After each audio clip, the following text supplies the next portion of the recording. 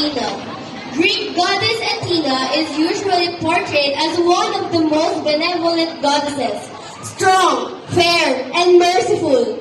Athena loves a challenge. She enjoys the adrenal hit from achieving against the odds, but also needs to explore and own her vulnerabilities, or she risks sabotaging her efforts and blaming others for her misfortune.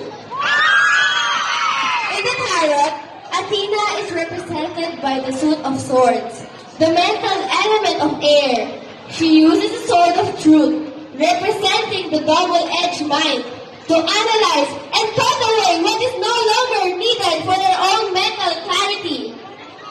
And is associated with birds, especially the owl and the snake.